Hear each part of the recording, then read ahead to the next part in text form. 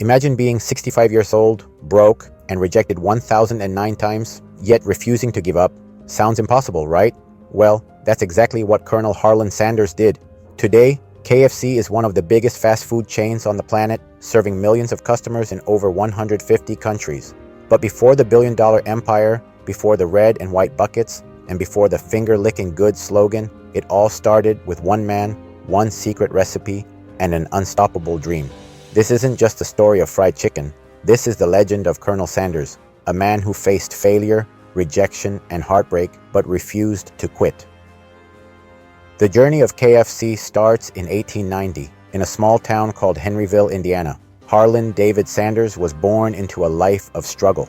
His father passed away when he was just 5 years old, leaving his family in crisis. With his mother working long hours just to put food on the table, young Harland had no choice but to step up. At just 6 years old, he was already in the kitchen, learning to cook not as a hobby, but as a necessity. As he grew older, life didn't get any easier. He dropped out of school in 7th grade, worked a series of odd jobs, from farmhand to streetcar conductor to railroad worker, but nothing seemed to stick.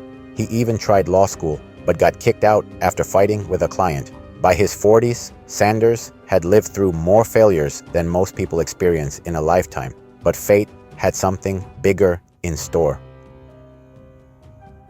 In the 1930s, Sanders took over a small gas station in Corbin, Kentucky, but he didn't just sell fuel. He started cooking meals for travelers. At first, he served simple country-style food, but soon his fried chicken became the real star. People loved it. The crispiness, the juiciness, the flavor. Word spread, and before long, customers weren't just stopping for gas. They were coming for the chicken. By 1936, Sanders' fried chicken was so famous that the governor of Kentucky gave him the honorary title of Colonel. But his real breakthrough came in 1940, when he perfected his now legendary recipe, a blend of 11 herbs and spices that gave his chicken a flavor no one could replicate. By the early 1950s, Sanders had expanded his business into a full-scale restaurant known as Sanders Court and Cafe. It was thriving, but then everything collapsed overnight. A new interstate highway was built, rerouting traffic away from his restaurant. The steady stream of customers vanished, and Sanders was left with nothing. At 65 years old, he was broke and forced to sell his restaurant. Most people would have given up. After all, who starts over at 65? But Colonel Sanders was not most people. With nothing but his secret fried chicken recipe, Sanders packed his car and hit the road. He was on a mission to convince restaurant owners to franchise his recipe in exchange for a small commission on every piece of chicken sold. He was rejected 1,009 times. Think about that. 1,009 people told him no. They laughed at him. They turned him away. They thought he was crazy. But on the 1,010th try, Pete Harmon, a restaurant owner in Salt Lake City, Utah, saw something special. He took a chance, and it paid off. In 1952, the first ever Kentucky Fried Chicken franchise was born, and the world would never be the same. That first franchise was an instant success. The crispy, golden brown chicken, cooked in a pressure fryer to lock in flavor, became unstoppable. Soon, more and more restaurants signed up to sell Colonel Sanders' fried chicken, and by 1964, KFC had grown to over 600 locations across the U.S.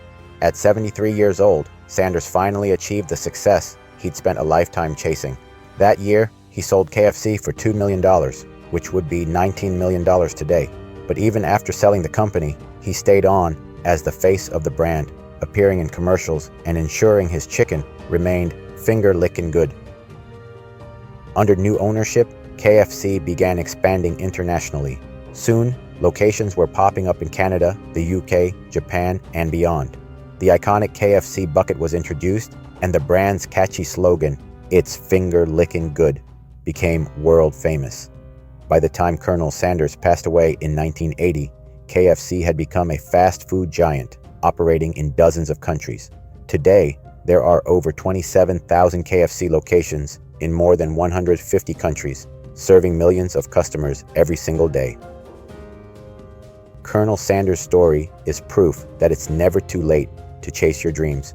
He failed over and over, but he never stopped. He faced 1,009 rejections, lost everything at 65 years old, and still built a billion-dollar empire that changed fast food forever.